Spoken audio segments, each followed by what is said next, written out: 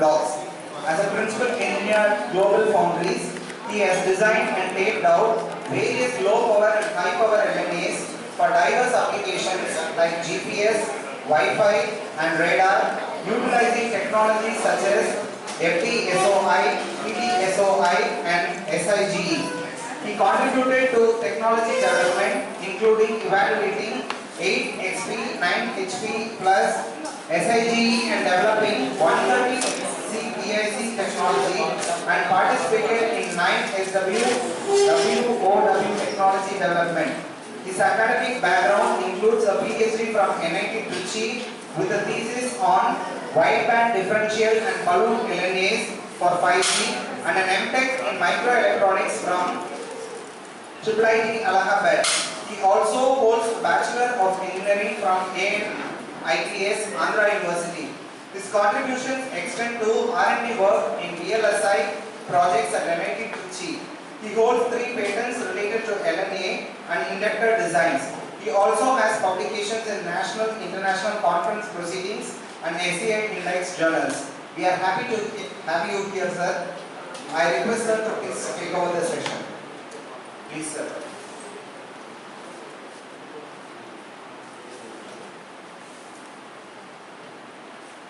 Hello, I'm audible. Hello everyone, thank you for coming today. So, today our topic is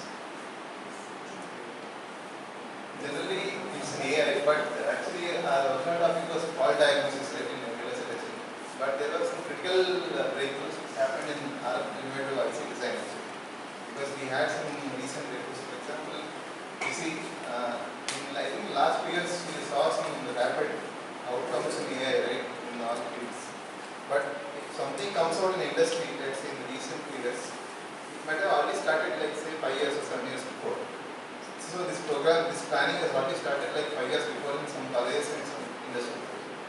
So that part, there are some critical breakthroughs in the last 1 year and 2 years. So those, because of those, I am putting that particular topic in the front and we look at the testability and because most of the time testability, it's like analog built-in self-test, all those topics will not be covered mostly at the bachelor level. So because what I am going to present now, which is rapidly going on in current VLSI industry. So I just put this slide just to show that I was also an assistant professor in the initial phase, then I moved to the industry.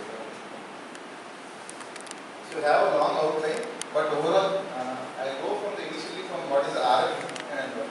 So in VTech we might have the analog circuit design, right? Analog IC design some circuits. So in those we have some circuit design. The base for that is electron devices and circuits, the device circuits. So in analog is like low frequency, medium frequency and these frequency design circuits or at DC. But for RF it's like radio frequencies in the form of gigahertz and terahertz.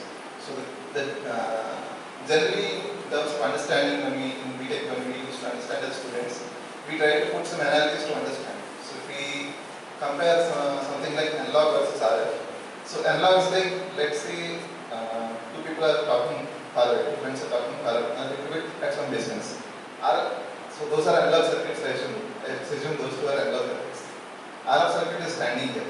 So whatever, it's like it's at high frequency, whatever your signal you are going to generate or whatever DC is there or analog circuit is there, that could create an interference in RF and RF can create an interference in analog. Because this works in electromagnetic spectrum, so mostly 90 degrees and 30 degrees. So we'll see in detail how it happens, but for now we'll be focusing on the RF circuit design. Okay. So this is a gigahertz domain. So in this generally your design of analog circuit complexity increases when you go for radio frequencies or high frequencies because the influence of parasitics and also at higher frequencies how they behave also. Okay. So in that scenario, you see, generally when we do the design and then fabricate and manufacture the whole process, so we need to always ensure the performance, reliability and efficiency in a sense for any product which you are going to do. So in that scenario, because we have multiple circuits, multiple components building one circuit, like analog circuits, we have very large design space. When we talk about design space, so each component, let's assume it's like a variable. When you're writing a piece of code or pseudocode or something, you have multiple variables. More the number of variables, more the number of complexities. So more the number design space. Or if you are going to have an image, to break it down into pixels. So it's like, let's say, we have an example, 16 by 16 size of image, break it down into 16 by 16 of matrix. You have 2 power 256 of elements. So that much of complexity increases actually. So we need to, for AI, what it has to do, as a individual skilled design engineer, what people do is they develop these skills for the period of time, like 4 years or 5 years, to generate this. But if you develop an AI, or let's say you use some time like these 4 or 5 years to develop an AI, that can do the next process in just few minutes. It's like creating a skilled engineer by means of AI, which could be used by anyone. So that is one way, that's the reason why industry is mostly focusing on top of this AI. So it's also like, for example, when going for AI, it's like it works on what is already known, not what is already unknown, right? So innovation or research which is going to go, that still comes from us. So what you already done, it's like in their design space. It uses those information and build the new circuits. So generally the design flow is very long and lengthy. So for example, for our, if you have some design specifications or design targets to reach that, so you have some active circuits like your transistors. Then for those transistors, you have to choose a particular size, you need to set the biasing, and then you do the whole layout and automation and do the parasitic extraction. Some multiple steps you have to follow to get to your final report. At the same time, circuit is built with both active and passive devices. Right? So you have to do some coarse integrations with inductors, capacitors, and transistors. So these passive are used for matching. Matching, you can say in the sense like, for example, you are transmitting a signal. Let's say your mobile phone itself. You are receiving a signal or you are transmitting a signal. In the case of reception, for example, it is coming from some base station. The signal is coming. So you are receiving a signal. So you have an antenna in front of you, inside your mobile phone. Right? So it has some certain impedance. Whatever impedance is there, the next block, let's say it's an amplifier. Whatever small signal is coming. After transmission, because of detonation in the air, the signal will get detonated slowly by the time it reaches your mobile. So when you get the signal, it will be a very small impedance, a very small power signal. So that one you need to, let's say, after receiving your antenna, you need to amplify it. So that you get proper value of the SNR. You talk it in terms of signal to noise ratio, SNR values, new designs. So in that scenario, you have some block called dome amplifier. So you have your circuits. When you build, because you have an antenna, you have an amplifier, right? So you need to have good matching between your antenna and amplifier. If you have good matching, you will have maximum power delivered. There is no proper matching. It's like two people talking to each other. They have good understanding. You have good information transfer. Otherwise, no good information. Same thing, you talk about matching in that scenario. Generally, active devices are active devices where you use your biasing and everything. Passive devices are used to match it to set your design to certain frequency. For example, you want to design 5 GHz amplifier. You need to match the circuit to 5 GHz because it will not work from 0 to 100 GHz, right? It has some certain bandwidth. So gain bandwidth ratio, all these comes from the analog circuit. But in RF, they become more complex because of the high frequency dependency. So this complexity, this is like a long iterative process. A certain design engineer can take like almost like few months to generate final product. So that is a very long iterative process. But by using AI, what they try to do is reduce the design cycle time. So because in industries, what they do is they try to benchmark circuits. Because I am part from different circuit design. We build different circuits for different specifications for each different application. So, but if you want to, because I am coming from Foundries, we have like 10 different technologies. Each technology, you want to compare one technology to the other, which one is better. Okay, so you fix your frequency, you fix your power, you fix your gain. What are the other specs you are getting? Let's say you are comparing the noise, how much less noisy your circuit is, how much more linear your circuit is. Let's say if you are basing on these two parameters with other parameter fixed, you see your technologies, so you need to choose a specific circuit to benchmark it. So you take like common source amplifier or cascade amplifier, some certain amplifier which works out for all technologies and do the benchmark. So for that kind of iterative process, AI is good enough for that. So these kind of things, because this is a long process, right? So since this is a long process, we wanted to go to reduce the design time. So that is one of the reasons why AI has come forward.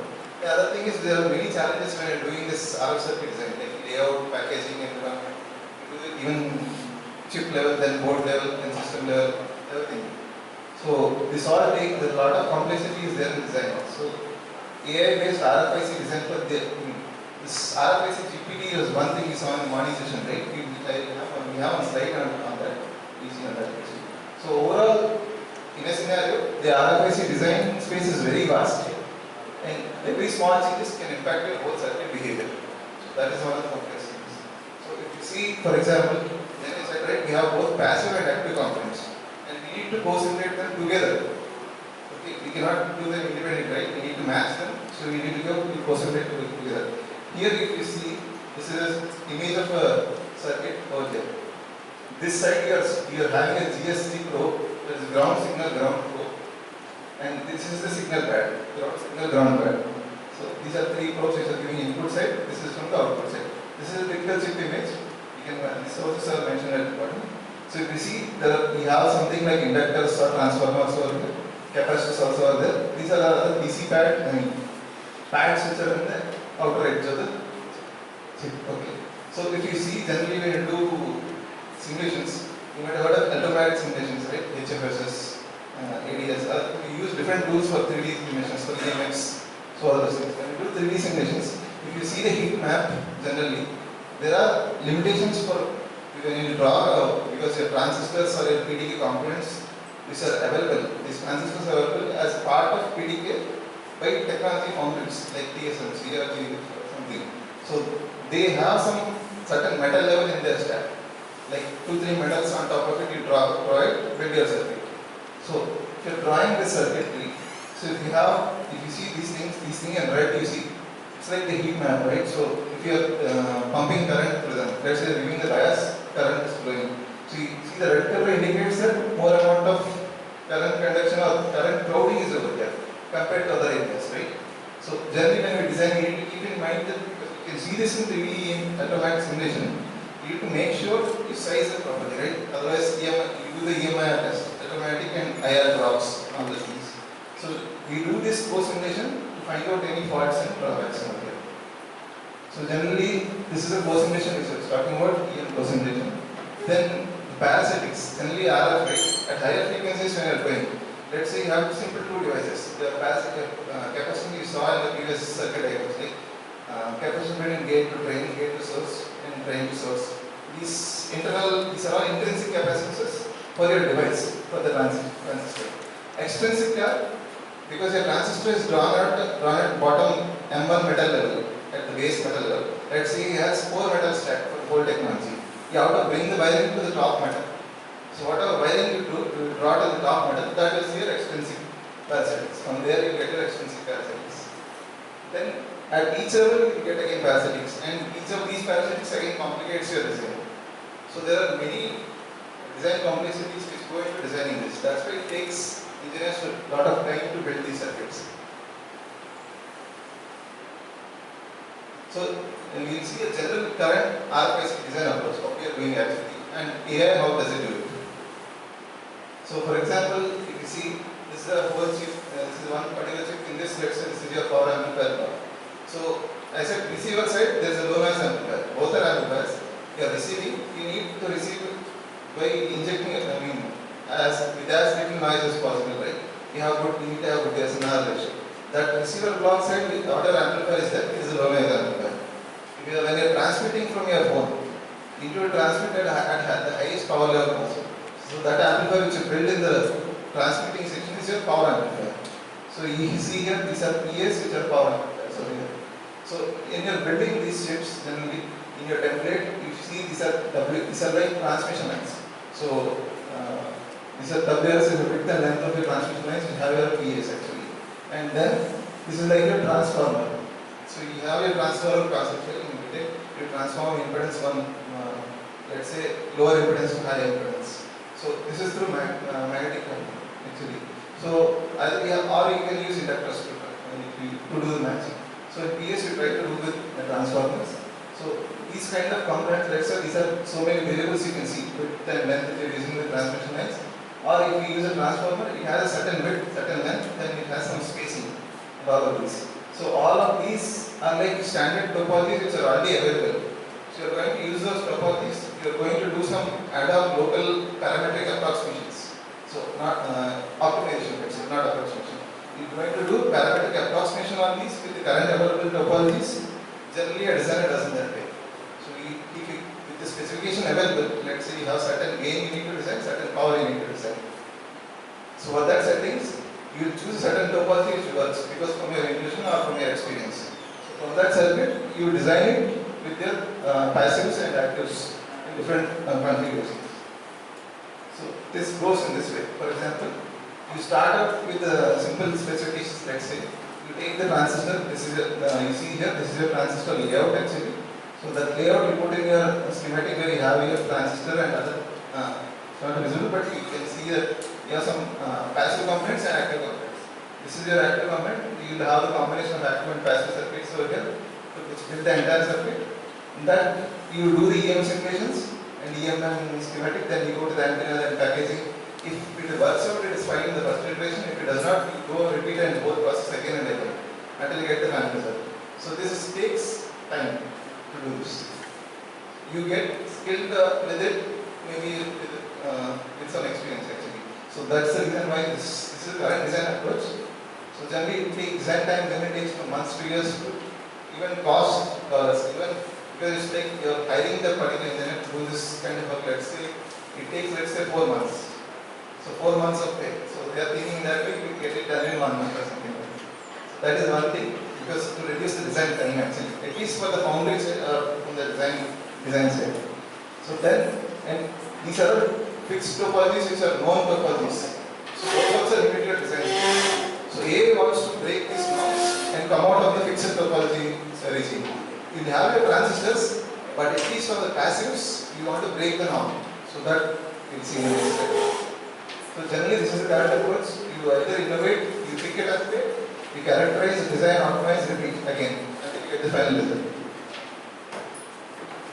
So recently, in 2024, we had one Nobel Prize in AI, where AI predicted that protein structures were built from amino acid sequences. These are the amino acid sequences. This is the protein structure which was built actually using them. Generally, so for this, the design space is like 10 to the power of 300 over there. So that is as high as possible. So general design spaces could be 10 to the power 200 or something. So that initial phase takes time, but later on it becomes easier. So AI can be used to learn these complex structures and generate new designs in that space. So generally, for it can take as many iterations as possible. Humanly, we can't do so many iterations, right? We go with the intuitive understanding, based on understanding and physics and our subject matter expertise, we go ahead. So what we are trying to do now is, for example, till now there is no algorithmic approach.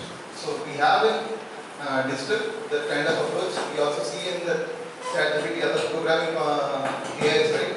So on those AIs are based on algorithmic approach where you are writing the code, set of code. But for RF circuits, we don't have a certain algorithm approach. So people are attacking from that point also. So if we see in the specifications, let's say you have Python coding. So if you write the piece of code using Python, let's say those are your specifications with some formulas and equations.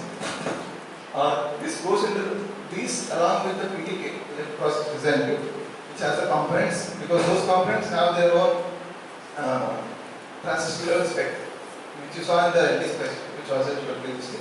So those component values and with the packaging information, those go into AI engines. So that AI engine and that gives out your output design plus layout. This is AI enabled RFIC design. This is what people want to generate. So and it's already happening now. So what this does is it reduces your time from months to years to days to weeks. Okay. So in a way, we also need to invent new topologies, and AI in this way will build beyond human intuition. Let's see how. Not visible, but this is the RFIC GPT. Actually, this RFIC GPT came in 2024, 1 year back. This is from Chinese side actually. But there is certain limitation in this because of the basic one which is done. It's like from for example, for LNA design, if you do, the limitation is still only 0.7 to 7 gigahertz. So some certain frequency limitations and all. So this is like a trial version of what the release actually. So actual work which is already going on in industries, For example, in the last section, if you see the projects, so these are some of the players which are playing in this AI RFIC field for the last 5 years. So this initiative happened right when COVID started at that time itself. So the first one is ESET. We have ADS tool provided by KSET that has inbuilt optimizer actually. Those are like localized optimizations or parametric optimizations you do in the circuit. So that's also as an industry, KSET is also participating in this AI. But we had recent interaction with the Princeton University. So we have designed this RFIC circuits. They have designed the power amplifier circuits using inverse methods and using generative AI. We'll see in the next slides those particular. And then some other universities. So generally, because these are all innovative things, right? New things generally comes from industries and researchers. And mostly universities only, for research papers. So that goes into industry generally. So recent breakthroughs happened in the last 5 years only, and recent one came in the last 2 years. So that's why I want to present some of these information. If you see, when I talk about design space, there are so many variables I said right in RF. So if you see for RF performance, there are, let's say, 2 key things. One is the circuit topology. Generally as a designer, there are different topologies, right? Common source, common gate, common drain, different topologies, and cascode with interstage matching, some different combinations put together. So all those things come under circuit topologies. And circuit parameters means each topology has a certain passive or active. And each passive and active are defined by width, length, or different parameters corresponding to each of these components. So these are circuit parameters. So these are like non-conflict spaces actually. So there is no overlap for them. That's why the design space explodes actually. So if you see, because circuit topology again it is divided into architecture, EM physics, and actual space. Architecture is like, let's say your signal is coming over here, there is a power splitting over here, then you have power combining over here. So this is one particular topology.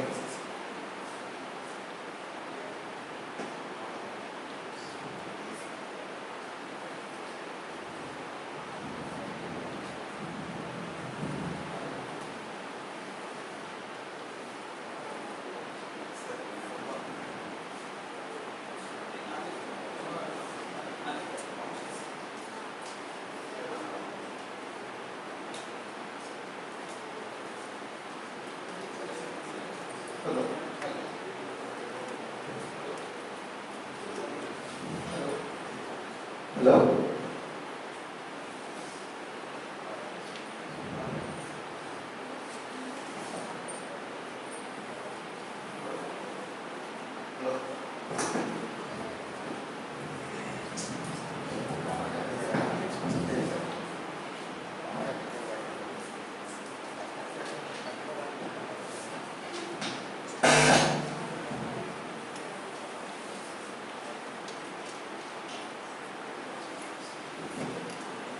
Hello?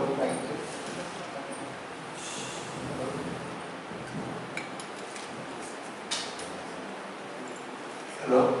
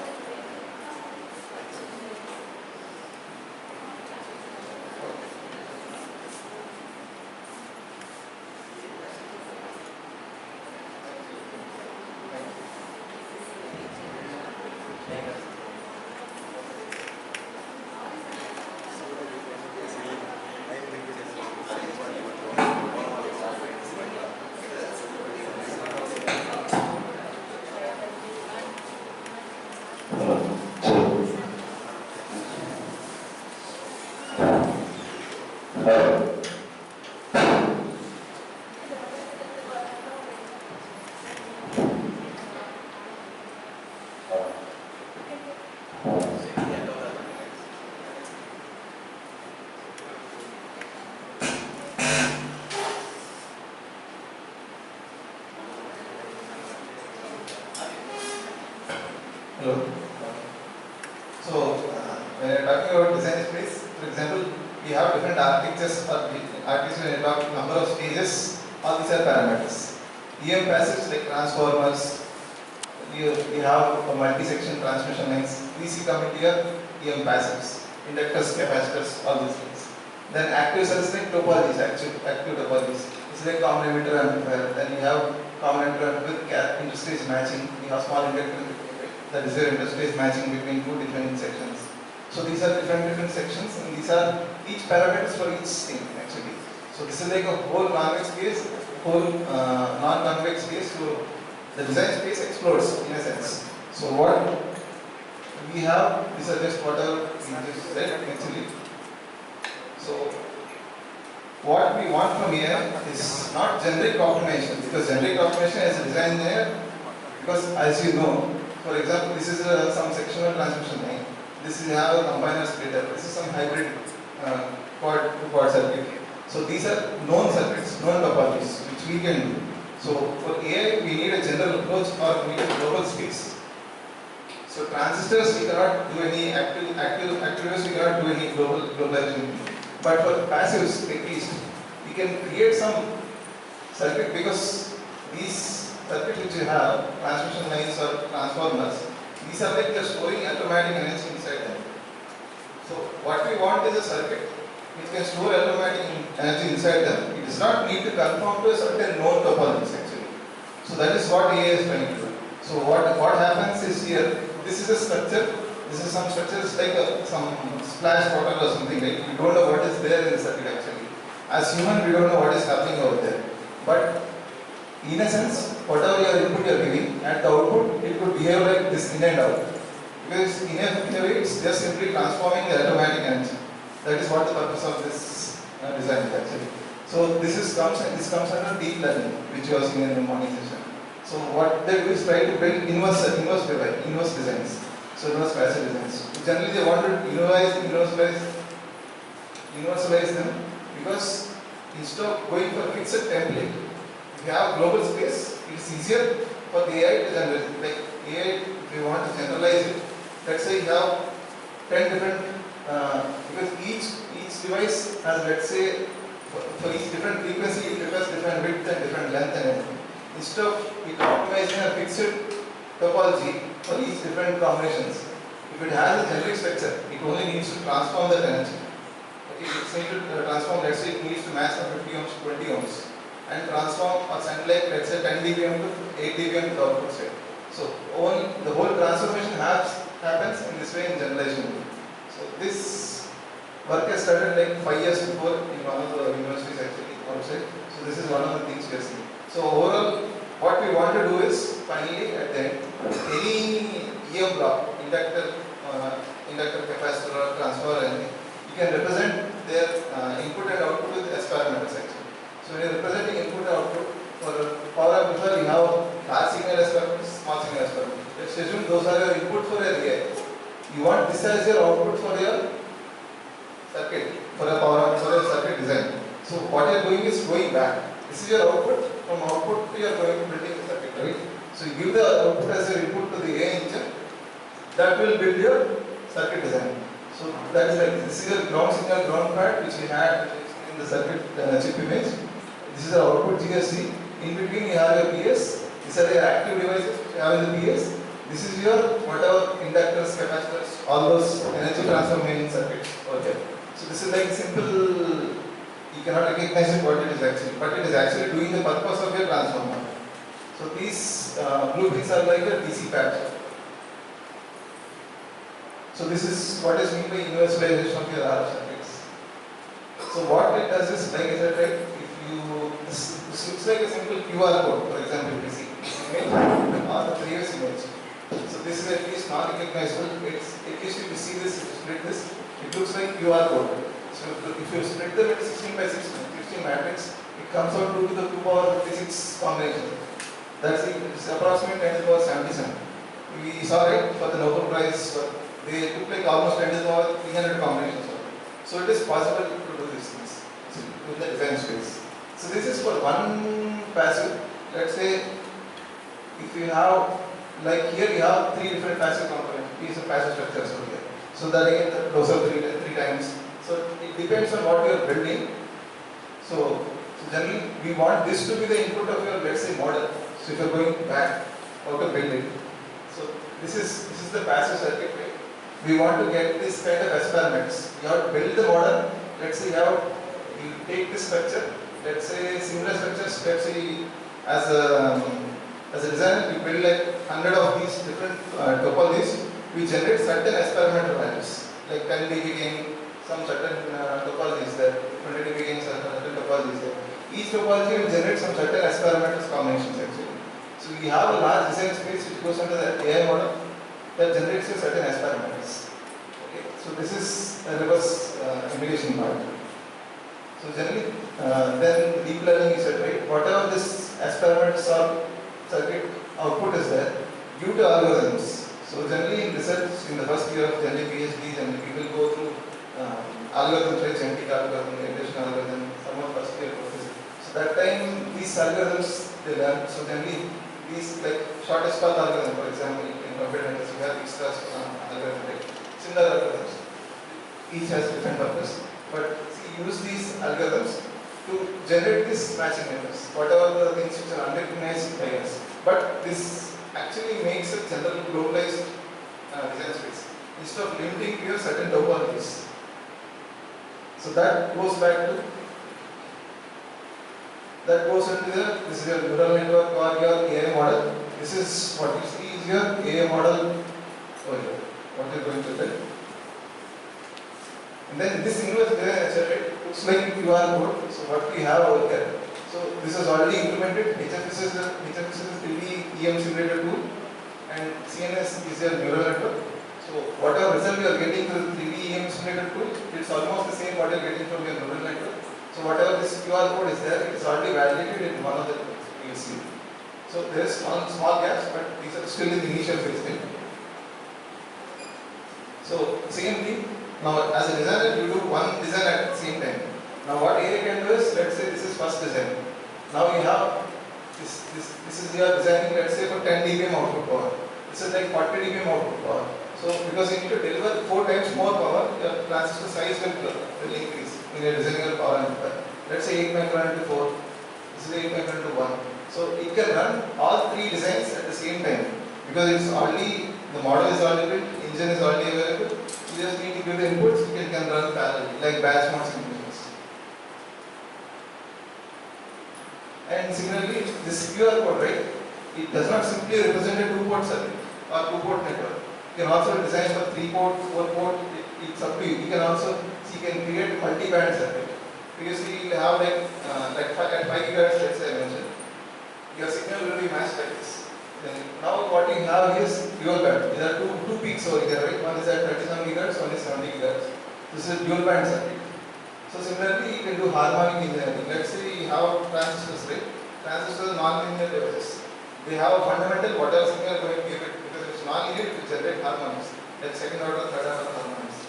Let's say second order harmonics has 2 F0. F0 is your fundamental. You don't want it to go into the next stage, let's say. Okay, because so you create a circuit for short over here. That short is also implemented in this QR code. So that is evaluated. It all comes out how we write the code actually for this one. But that is all built on the understanding of components or device libraries components. So this is simply mentioning the timing, how much time it takes over here, how to get them. So generally if you, because initially when you want to develop the AI tools, like separately write Python code or something, using those you can get them. So training time takes up most of the time, because this is built using high performance computers at Princeton University. So it took like 14 hours, when they mentioned 14 hours, it's like 4.5 days for them to happen actually. So this training time takes up most of the time. Once this is done, next of the processes are very short duration, 18 hours, then few seconds, then few days, depending on design complexity. Okay. So this is an inverse design which is recently gained popularity in the last year. So this is one circuit which is built recently in one of the GF technologies. So so what you have is 2 common base transistors over here. You have matching over here. One is transmission line matching, some transmission line pieces. The other one is also similar capacitor and transmission line pieces. They built only the output matching circuit using this QR code, what we are seeing in AI, right? Because they wanted to validate, for this is the first design which is sent out. So they want to validate if it's working or not, to debug that particular part. because it's a power amplifier. Output stage is very much important for maximum power delivery. So at the output one, they wanted to build this QR code, this AA generated circuit, this universalization one. So that one they validated, they got the hardware access. You see, this is chip image over here. This is the QR code over here. So same thing. Main purpose is instead of building only 2-port circuits, you can do power number combinations, even split up different circuits can be built using this EM generation circuits combination. So they also seen, this is one other example which they built after that design. So what they did was, for the AI model or engine they developed, they only gave the input specification, how much gain and how much power they needed.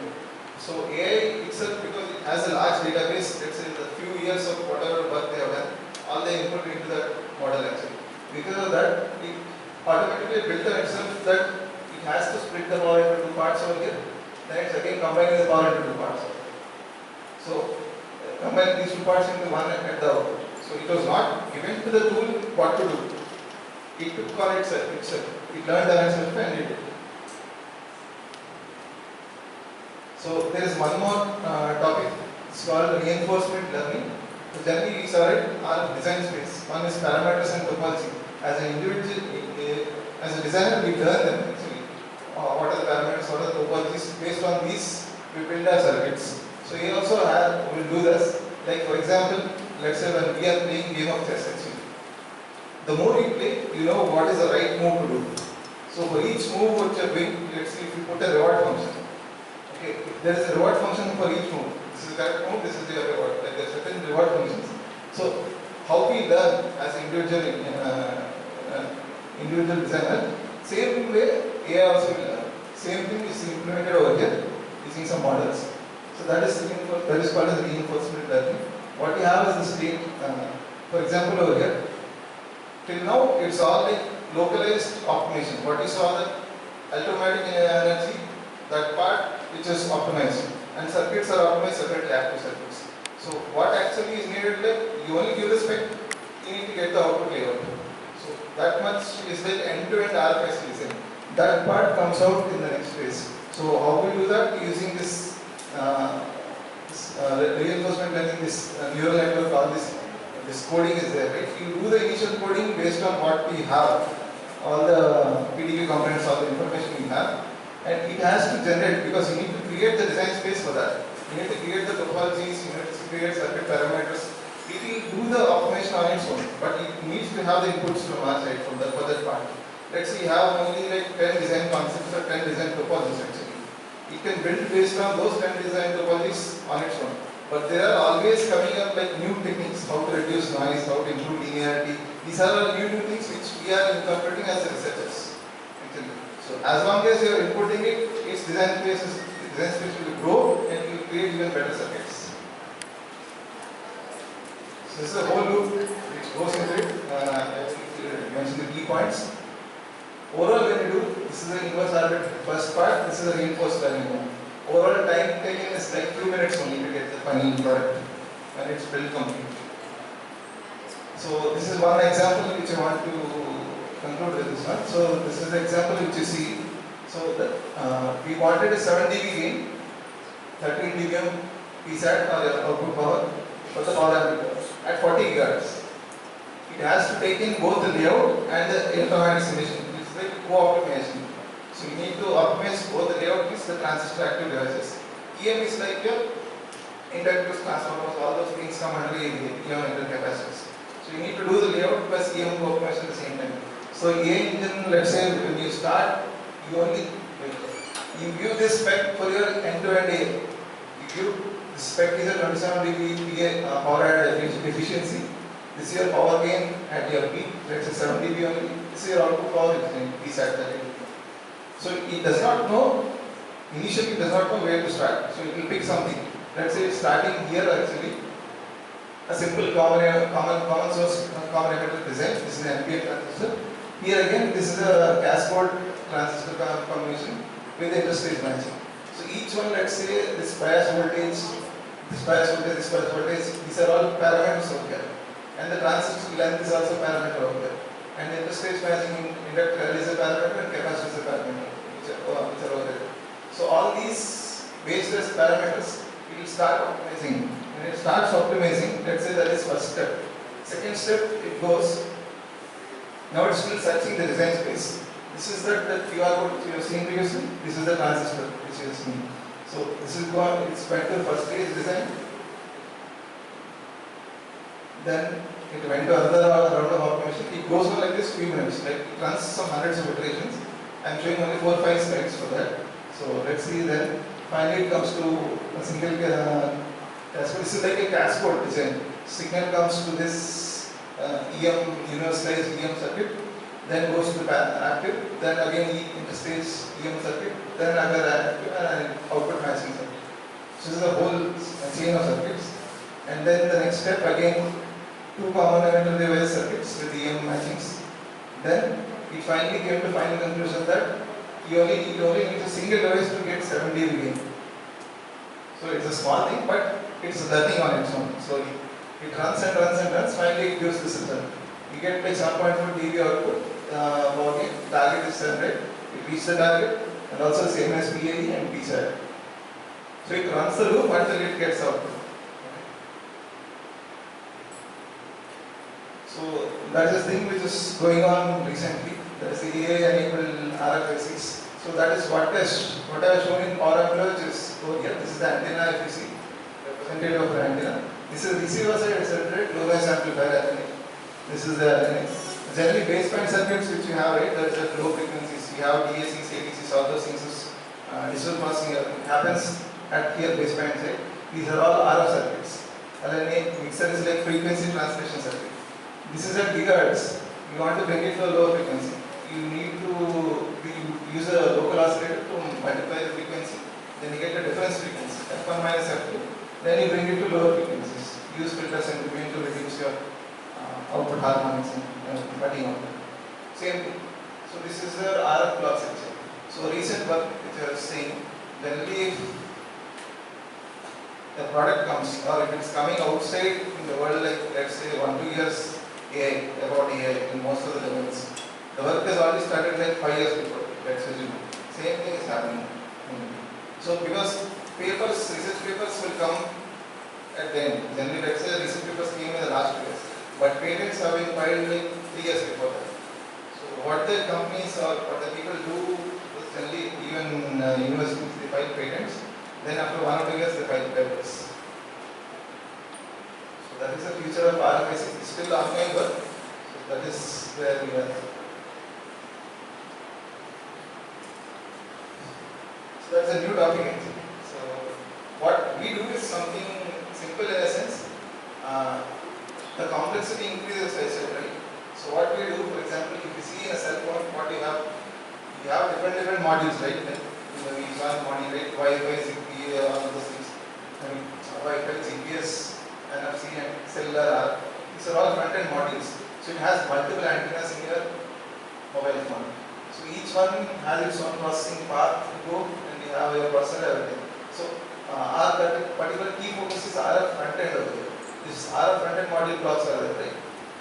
So RF FEM. So cellular means let's say it's at let's say 5 GHz, okay? Or Wi-Fi 2.4 GHz or 2.5 GHz. In GPS 1.6 GHz. These are different frequencies. These are all RF circuit blocks. You have to design them for that particular frequency. You have to match them for that particular frequency. So because other frequencies you don't want the signal to go into this block, right? Let's say this is 1.6 GHz signal. If you don't design it for a particular bandwidth, let's say 1 GHz bandwidth only. So this 2.4 GHz bandwidth signal also will go here. Whatever is being transmitted, it's being picked up, right? You go to the other thing. So it should not be received in other blocks. So that's why you need to do proper matching for the circuits. So then you have LNAs and PAs, right? Then you switch, this is your antenna, you go in this way, baseband. So here are key focuses. One small example, I'll explain the small example for this session, low noise amplifiers. So I'll go to if you see, I'll give you some key points for each side to make it short. So this is your, let's say, base station where you are transmitting a signal. Like 40 dBm power signal you are transmitting, but at the end of the time when you receive it your mobile phone, it's almost like minus 100 dBm signal. So very low power signal, right? So that kind of power it's not audible. I mean, it's very small power actually. So, and noise is also like at minus 110 dBm at that power level. So whatever is coming, it's almost close to the noise floor of the system. So we need to boost the signal such that not too much noise added from this block which is boosting the signal. So that is the block which is called as low noise amplifier. It boosts the signal with good SNR value. That means it does not add its own extra noise. So generally analog blocks, any amplifier block if you do, that you take it and check it, you will have very higher noise numbers, noise figure. We call it noise figure. So we particularly design for this circuit for low noise applications. So, and when we are transmitting, as I said, 30 dBm we are transmitting. So 30 dBm is equal to almost 1 watt of power, if you see. And minus 100 dBm is 0.04 watt. So general key parameters, as I said, something when these are non-linear devices. Generally you bias your transistors and some bias point rate from your load line and everything. So generally because for your linear performance. Because non-linear components are already generated, it will again complicate your circuit. So, and main things when you want to design a low noise amplifier is, you want to build as low noise as possible, as high linearity as possible. You need to do good input matching. If you don't do good input matching, there will be reflections. When I talk about reflections, for example, let's say the antenna is there, then you have a good match. Okay, let's say 90% of the power is delivered, 10% is reflected. Because you cannot have ideally 100% delivered. Actually, because that is represented in terms of decibels. If you have seen previous S parameter charts previously, let's say gain is like 20 dB, S21. For a 2-port network, you represented S21, right? S11, S22 are your input reflection and output reflections. So it's like minus 10 dB is some number which represents like 90 dB is power transfer, 10 dB is reflected. Let's say from minus 20 dB is 99% transfer, minus only very small, 99%, 1% is reflected. Like that, some key numbers. So generally, and to get good noise performance also, we need to keep certain gain actually. Without gain, you will not get the noise. If too higher gain is there, again circuit can go unstable. So you need to find the optimum balance point. So that's why I said there is more design complexity in building RF circuits. Then at the same time, because you have to transfer at higher powers, right? So that battery life is also important when you are building with amplifiers, both LNs and PS. But PA, because they have to deliver at higher power, so people when they design, they don't think about power dissipation, mainly in receiver side. So I will go to, let's say, some simple circuit. You might have seen this in analog circuit design, and I will just talk about one small circuit for the understanding. If you see, this is you have two transistors stacked over here. Let's say this is a common source transistor, use this connected to your ground. This is your common gate transistor. Okay? So because this is your connected to your ground or DC potential. So when I talk about matching, so here it is your inductor over there. Inductor. This topology you will find it as common source, inductive degenerated common source amplifier in the repair circuit. So it's simple circuit. Whatever input you are getting, that minus 100 dB input power you are getting, right? Very small power signal. This circuit will amplify it and give some certain 20 dB gain or something at very low noise way and give your output. This goes to your next stages. So what it does, you see, when you are building this circuit, I want to show the complexity in the circuit. So this first transistor is there, right? So when you are building circuits, the first stage is the one which is seeing that very small signal. So it has to give the best noise performance actually.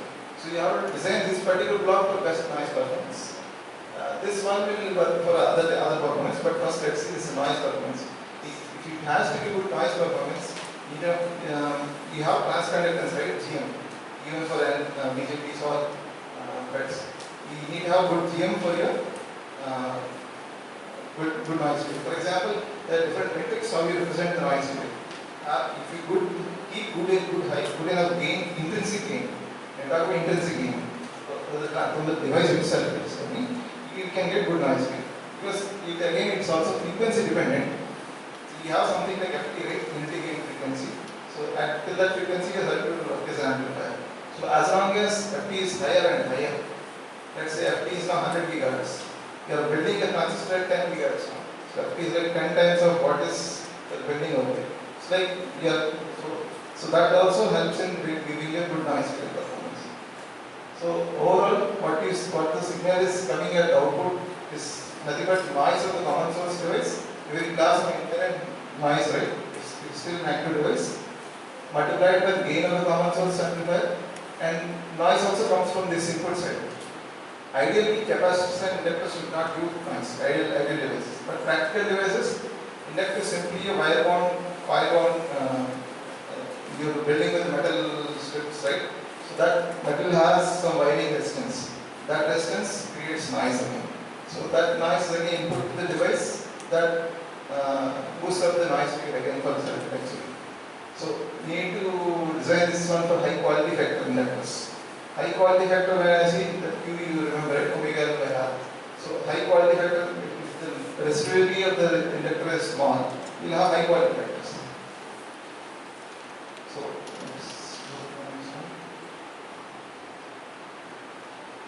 okay. So this one you do for noise. Second stage, if you do for high GM and high gain, if you go for very high, let's say instead of 20 dB, you got 30 dB, that go for unstable design. So instead of going for too high of gain, you do this device because noise contribution from second stage is not as high as the first stage. Second stage you build for linearity actually. Because generally first stage, if it is noise, whatever is coming, now signal to noise ratio when it is at between these two stages is still good enough for the next stage. It does not need to be as critical as the first stage. So that's why you build this one for linearity. So you size the transistors for each different purpose of applications. So you don't need to keep the same size and everything for this one. Each one has different sizing and setting. So in this simple small circuit itself, which has these 1, 2, 3, 4, 5, 6 variables, so it has itself more design complexities, more design values on which it needs to build. Because each part has a different purpose. See, this is an inductance to the ground actually. Ideally, let's say you want as little as inductance as possible. But practically, when you are designing in the chip, there will be some wiring going from this node to ground pad, some DC pad. That pad itself has some wire. That also has to be accounted. And again, from that pad again, if you are doing some board level and other things, that again adds up to the other pads again. So that again complicates. So these are all extra design variables increasing your design space.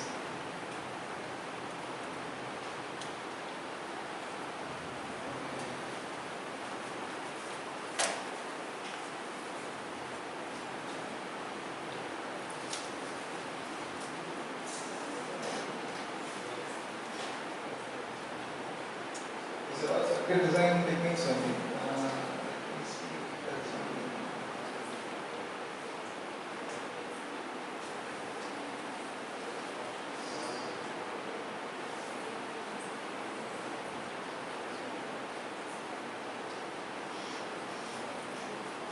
Because I am a circuit design engineer, right, I focus mostly on circuit designs, low noise amplifiers and power amplifiers. So generally whatever I have done, so even from the technology point of view, or from the circuit point of view, most of them are related with that. So let me see if I can show something. Okay. Okay, let's see this one. How do you have some minimum noise figure? So for example, for transistor, you remember these equations, right, in your textbooks. So GM and FT. So how do you get good GM on your device? You need to burn more power. One thing, ideally is a drain current. Or you need to have larger size of the device. But to increase your size of the device, your parasitics increase. Or channel length. If you keep smaller channel length. If you're going to smaller and smaller channel length, let's say 65 nanometer, 40 nanometer, 28 nanometer. Going smaller and smaller, you'll have short channel effects again. So that again complicates things. So because you're seeing technologies in the market, right? SOI, and in SOI again you have partial depleted SOI, fully depleted SOI. There are subsections again for each different technology. So there are different things. And also COX over here, right? It's epsilon ox by TOX. It's like thickness of the oxide layer. So when we say oxide layer, see this one, right? Something over there. It's thickness of the oxide. So smaller oxide. When you're scaling down the technology, you have to scale the oxide also. When you're scaling it, you have higher GM.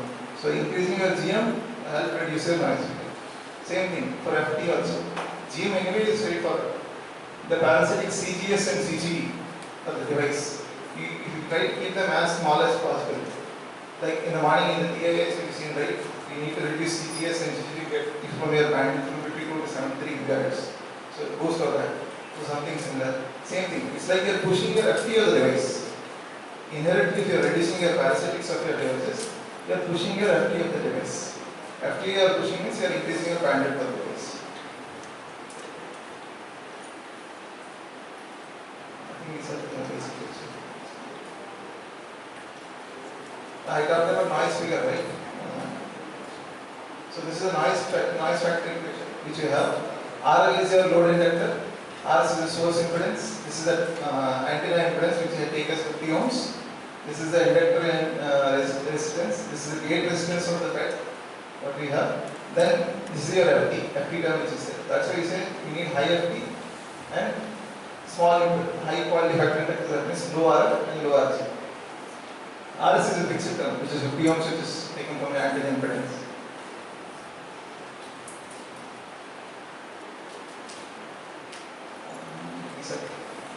But I think there's one thing we can also talk about. I talk about frequency, right?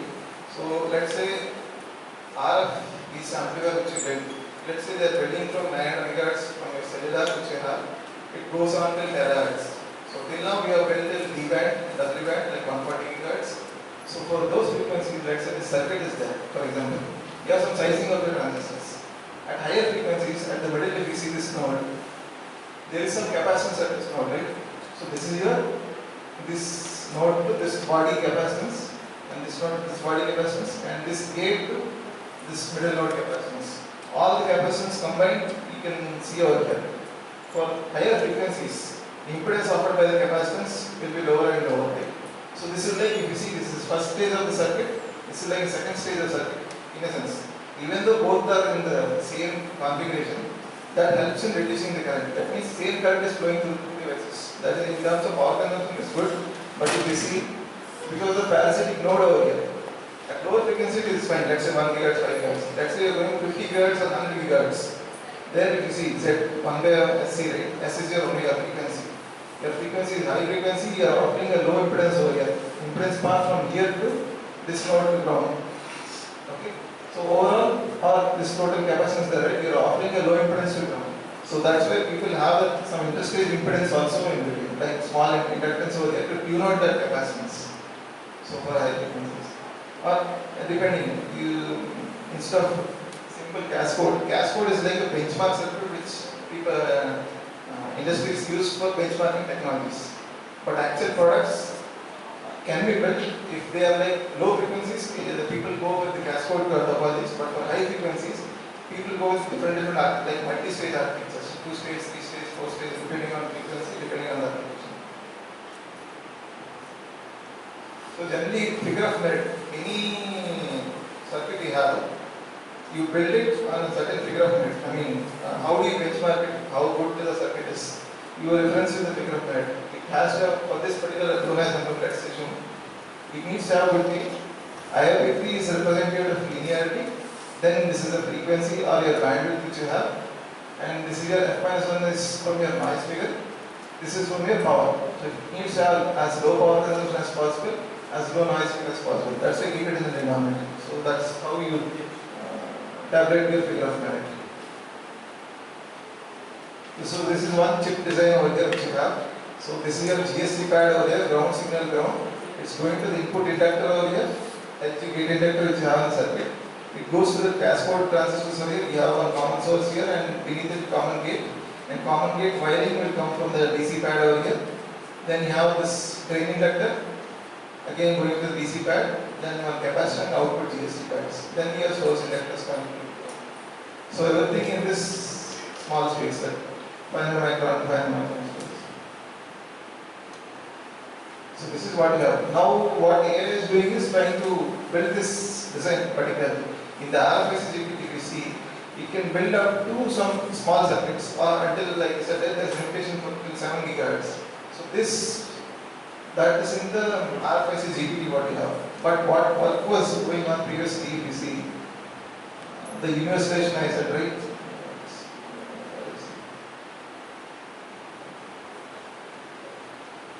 This one, what they are built over here. These were validated even till 40 gigahertz and that's 30 to 97 gigahertz. So they didn't go till the T band and W band, but still all the other circuits were validated till there.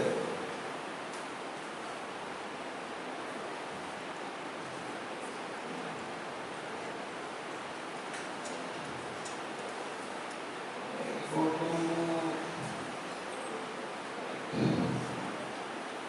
these are different specs. I don't think it's. I can show some results which are coming out. Let's say we are talking about S parameters, right? What we have. You see, this is your S21, which represents your gain.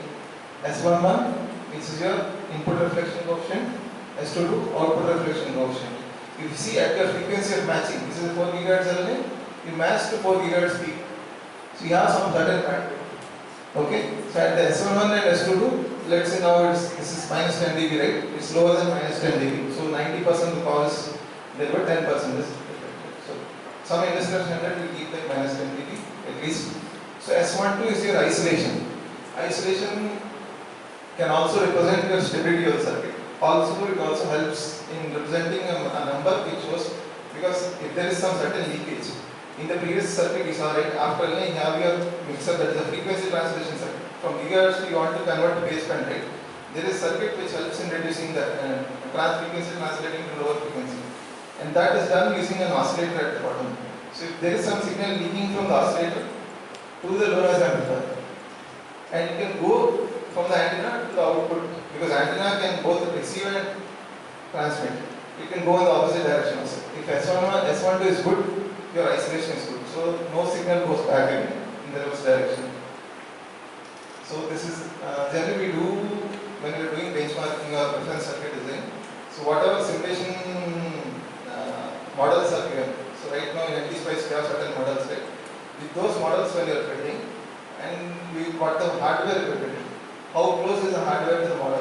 We do that. Then if it is far away, we give the feedback from the circuit design and how much correction has to be done. It has to be done in the DC, because generally whatever circuits you do, simulation is fine, but we have to test them also in the lab. So when you are testing it, you do DC test for DC initial, DC sweep, then do S parameter test for getting this gain and noise gain numbers, then noise test. For noise test, it's a different test setup again. We have cold noise source and other noise sources which give us input. We have a different test setup where you have a probe station, on that you put the wafer and test everything. So that is the, you do the different test, noise figure test. And this is near test again, IMD test, intermodulation distortion test. So we have like harmonics and everything. For that we have another test. So all the tests compile and give the report test. So this is simple cascode everything. At low frequencies, generally you put a small capacitor also here. The purpose of the capacitor is, for example, CGS. The inductor LG value, let's say it's like required gate inductor is like 18 nanohenry. On chip, we don't go too large of an inductance value, like 10, 11, 12 meter limit over there. We don't go too large because outer diameter of the inductor LG, you see, right, its area consumption is very high, like 300 micron by 300 micron.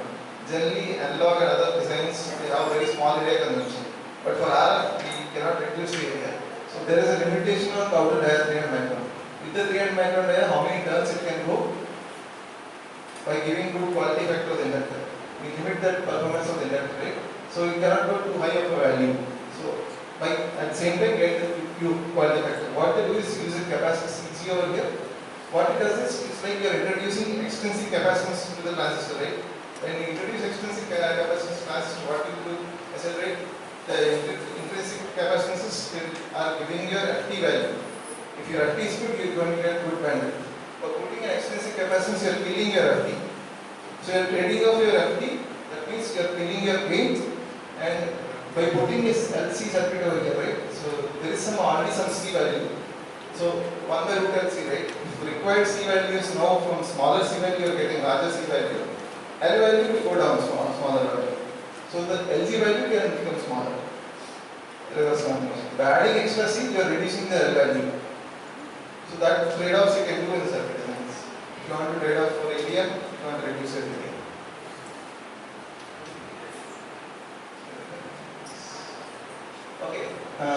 we talk about contributions, as I said, it depends on the frequency. If you see at the bottom table, one design is at 2.5 GHz, one design is at 28 GHz. If you see the contributions of these two devices, the transistor contribution is 40% at low frequencies. From matching circuits, that is these inductors, LS over here, this is input side matching, this is your output side matching. These are your active devices. So from matching it is 60%, transistor 40% lower frequencies, because noise figure plot is a rising plot, right? As frequency increases, your parasitic impact increases on your transistor, and your noise increases, inherent noise on transistor increases. But at higher frequencies, as you see, transistor noise is increasing, right? But matching is decreasing, because at higher frequencies, with the frequency, your size of the inductors will go down, right? At higher frequencies, you will have smaller and smaller passives. Smaller passives, anyway, you have good quality battery. So anyway, so for the smaller passive, that's why matching contributions are reducing at higher frequencies. So if you build good devices, transistors for your technologies, you will be able to get good designs actually at higher frequencies. So everything depends again on frequency, or at lower frequency and higher frequency.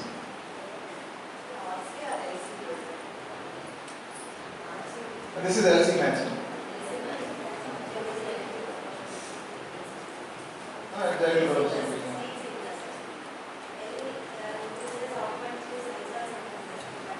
No, L increase. You're talking industry, but if you see at 28 GHz you want to match instead of 2.5. For example, you want to match at 28 GHz. That is at higher frequency. The frequency increasing, the L value is reducing, right? So smaller value of L. No.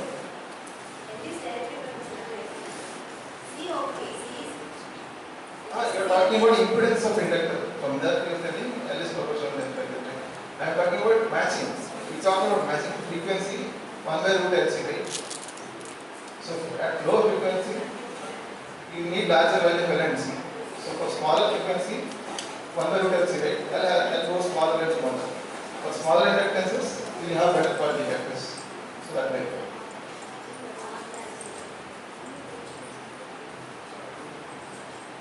So these are all circuit techniques and designs over here.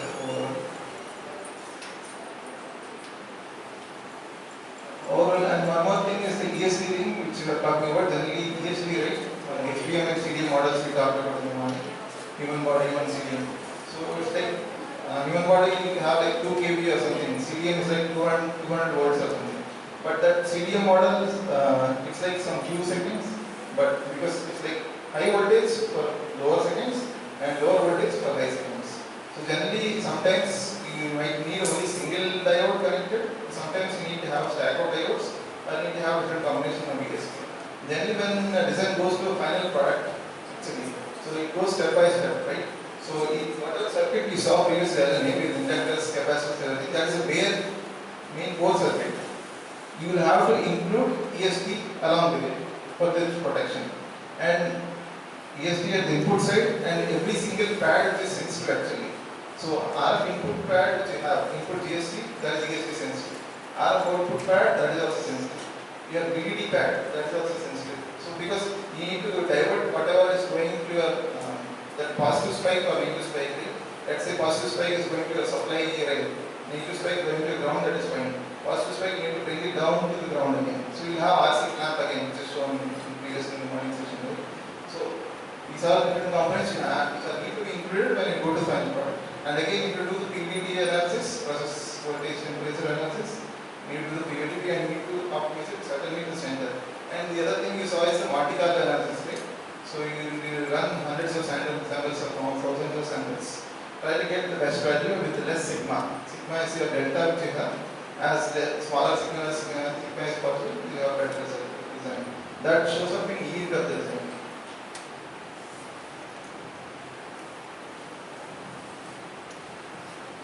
These are some of the PA design goals, but this goes into the circuit design techniques. So main thing is, so for building one single small circuit, you have to see so many things. What frequency you design, what power you want to design, what is supply voltage for the circuit. And again for these circuits, we also need to do the current mirrors. Because just simply giving voltage at bias won't fix its it's not good design practice. If you use a current mirror, your variability of the circuit in the product will reduce. You are generating your current through a current mirror circuit or from your band gap reference circuit instead of giving some voltage. So overall, you have to take this into consideration. So when you are taking this much of design space into consideration, for AI, initially it is fine what they have done, because for PA whatever was built previously, they were able to build for good S parameters value in consideration. They have not yet gone to the next stage of generally we are doing. We have reliability testing for PS. We have some tests. So all these have to pass actually. Those are still in the process of building. So there is still time, but main thing from us is what we have to invent new circuits, new techniques. So whenever we are building, like I said, for low noise amplifier, there's something like how do you reduce noise further and further. Some different architectures, different topologies. How do you improve linearity? Which component or where you want to add something over in the circuit to improve the linearity. Same thing for power amplifiers. How do you combine the power to get higher power? Or you use a staggered approach like class A, class B, class F, even now class K, some different classes are coming up amplifiers.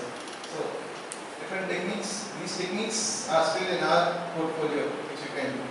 And try to reduce, main thing it helps in the industry area is to reduce design time because they need to prototype it quickly and quickly.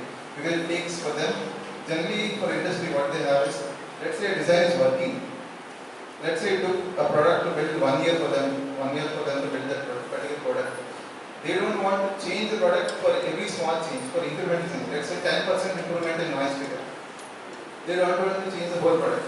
Maybe 30% improvement they want to change. But that takes again like 1 year or 2 years of cycle time to do the whole thing. They want to reduce their design time. So from our perspective, it is still good. From the learning perspective, from the student perspective. Because innovation comes from our side. Any more questions on this?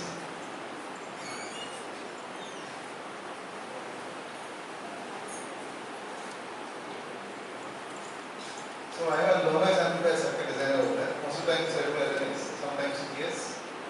So I work more in the RF front end also. So that particular topic I wanted to introduce you. Because this particular RF millimeter wave. So RF generally people consider the standard. Millimeter wave means like from 28 gigahertz of those higher frequencies. Terahertz again from hundreds of gigahertz. So everything comes under RF only in start. From where you are starting, from where it goes. So these high frequency circuits, there are a little bit complexities when you are building because of the main parasitic structure. So this complexity, because generally in products, in markets, what you have for a business opportunity, if there is a problem, you try to find a solution. Same thing what they are doing. So the problem more is over here. They want to find solution because I think even last year's synopsis that there are some company events which happen actually. They already started working on analog side, analog AI. So that's still for them it is more selling till now. And like RF is still some kickbacks or some hitches are there, which is being smoothened out. So this takes time. And also main thing if you want to do this because right now we saw from the previous approach that there is an algorithmic approach which can use by universalizing your passives, like the QR code thing. If you can universalize it, you don't need to limit yourself to a certain topology. You can still use a topology as a designer, that is from our understanding. But you can universalize it and implement it. For that you need some coding experience like Python. Use that Python coding and some basic understanding of codes. But mainly from our lab, what I understood, initially we can start with LT space. That has almost the latest PDK technologies. That would be good enough. Because idea and understanding is the first thing. Next we can go to products. Thank you.